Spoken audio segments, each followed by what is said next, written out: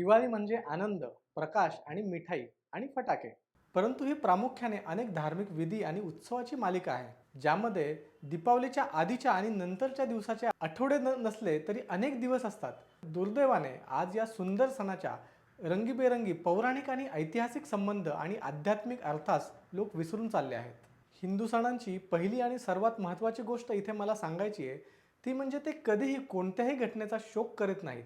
आपले सण अधर्मावर धर्माचा विजय साजरा करतात आणि आपल्या धार्मिक दिनदर्शिकेत आनंददायी कार्यक्रम साजरे करतात किंवा आपल्या देवतांची आणि संतांची जयंती मेजवानी गाणे आणि नृत्याने साजरी करतात. ते आतील शुद्धीकरणासाठी आत्मनिरीक्षण करण्यास प्रोत्साहित करतात, ज्याला उपवास आणि सत्संगानेही मदत केली जाते. उदाहरणार्थ, आम्ही रामाच्या वनवासाचा शोक करत नाही, तर अयोध्येला परत आल्याचा आनंद साजरा करतो.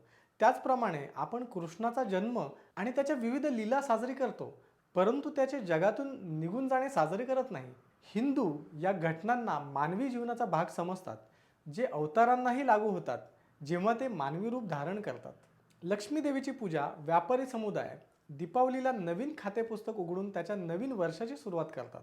14 वर्षानंतर प्रभू रामाच्या वनवासातून अयोध्येला परतलेचा उत्सव, श्रीकृष्ण कालिम आणि नरकासुराच्या वधाचा उत्सव, शिखांच्या मुक्तीचा उत्सव, बंदीचोर दिवस, जेव्हा गुरु गोविंद सिंगजी आणि त्यांच्या 52 राजपुत्रांना जहागीरीने तुरुंगातून सोडले होते, ज्या दिवशी भगवान महावीरांचे निर्वाण झाले.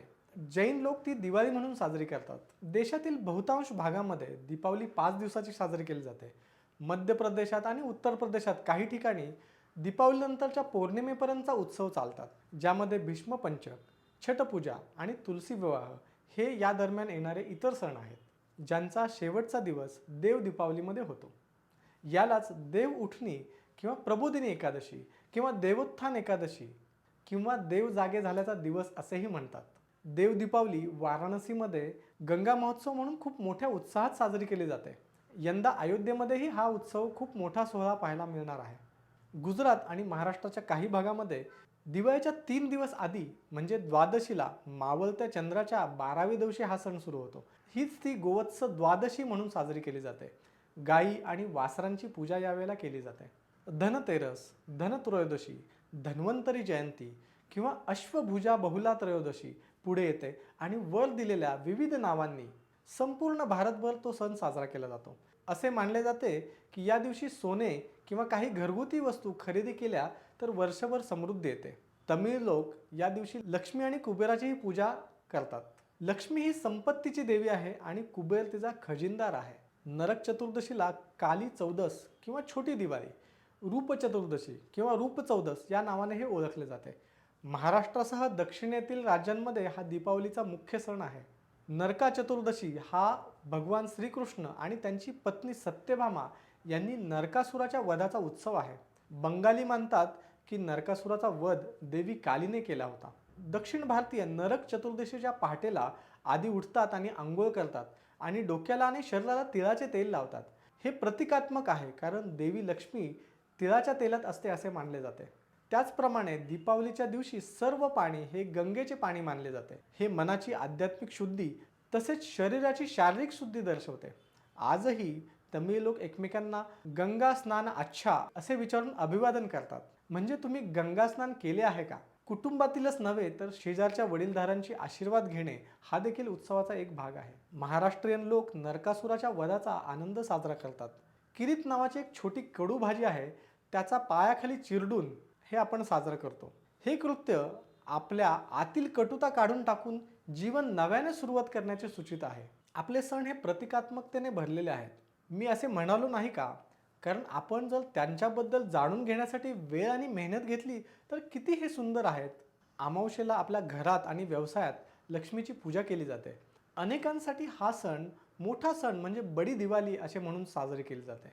जे इतर सण साजरे करत नाहीत ते सुद्धा लक्ष्मीपूजाने संपूर्ण घराच्या स्वच्छतेपासून सुरुवात करतात.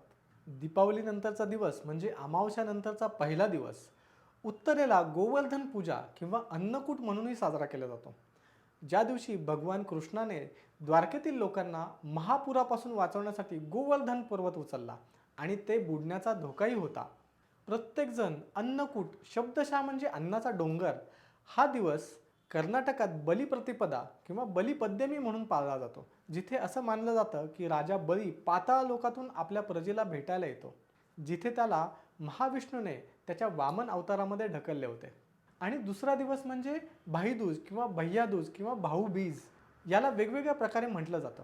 रक्षाबंधनाच्या वेळी बहिणीप्रमाणे आपल्या भावाचा सत्कार करण्याचा हा दिवस आहे. आणि मग छठ पूजा आहे, जी दीपावलीपासून 6व्या दिवशी साजरी केली जाते. हा बिहार आणि उत्तर प्रदेश आणि नेपाळच्याही काही भागांमध्ये मोठ्या प्रमाणामध्ये साजरा केला जातो. परंतु अलीकडच्याच काळांमध्ये हा एक संपूर्ण भारतीय उत्सवही बनला आहे, ज्यामध्ये भक्त सूर्यदेव आणि सूर्य यांची स्वर्गीय पत्नी उषा यांना नदीकाठावरच प्रार्थना करतात. अशा प्रकारे पौर्णिमेच्या दिवसापर्यंत पुढील सर्व दिवसांना विविध धार्मिक महत्त्व आहे. जेव्हा देव दिवाळी हा उत्सवाचा कळस म्हणून साजरा केला जातो, देव उठतात त्या दिवसाव्यतिरिक्त या दिवशी भगवान शिवाने त्रिपुरासुराचा वध केला, म्हणून ही त्रिपुरारी पौर्णिमा म्हणून साजरी केली जाते. अनेक हिंदू सण साजरे करण्याच्या खऱ्या पद्धतीमध्ये पुढील काही गोष्टींचा समावेश होतो, म्हणजे आध्यात्मिक वाढ, समाजाची प्रगती, निसर्गाचा आदर, शेतकरी किंवा पोंगल बैसाखी यासारखे सण, कारागीर म्हणजे दसरा गोलू यासारखे सण, व्यापारी यंत्रे आणि कामगार म्हणजे आयुध पूजा यासारखे विशिष्ट व्यवसायाचा किंवा व्यापाराचा आदर आणि सन्मान करणारे समारंभ नेहमीच आपल्या सणांमध्ये असतात. हे सण त्यांच्या आर्थिक परिस्थितीला चालना देऊन त्यांचा व्यवसाय करणाऱ्या लोकांना मदत करतात आणि ते वर्षभर त्यांच्या उदरनिर्वाहासाठी या सणांच्या उत्पन्नावर अवलंबून राहू शकतात. सणांकडे संतुलित दृष्टिकोनातून शोधून जर या उत्सवाचा समाजाच्या विविध स्तरावर सकारात्मक आर्थिक प्रभाव पडतो आणि या परंपरांचे पालन करत निसर्गाचाही आदर होतो हे समजून आध्यात्मिक वाढीस प्राधान्य दिल्यास यातून खरा हेतू उजळून निघेल आणि आम्हा सर्वांना मदत होईल. मुलांनाही या सणांची पूर्ण भावना समजू शकेल. हे अगदी स्पष्ट आहे की आपली प्राचीन संस्कृती आणि सभ्यता हिंदूंसाठी सर्वात मोठा सण दिवाळी दीपावलीशी जोडलेली आहे. धार्मिक उत्सव तर दूरच यात खोलवर रुजलेले आहेत. सर्व प्रकारे काळाच्या अनुरूप परंपरा बदला. आपण त्यांचे निरीक्षण करू इच्छित नसल्यास त्यांना चकवा द्या, पण किमान जोपर्यंत तुम्हाला त्याचे महत्त्व आणि प्रतीक समजत नाही तोपर्यंत शांतता ठेवा. सर्वात महत्त्वाचे म्हणजे खोल धार्मिक महत्त्व असलेल्या अशा सांस्कृतिक आणि आध्यात्मिकदृष्ट्या समृद्ध उत्सवाचे व्यावसायिक आणि धर्मनिरपेक्ष दीपोत्सवामध्ये रूपांतरित करू नका.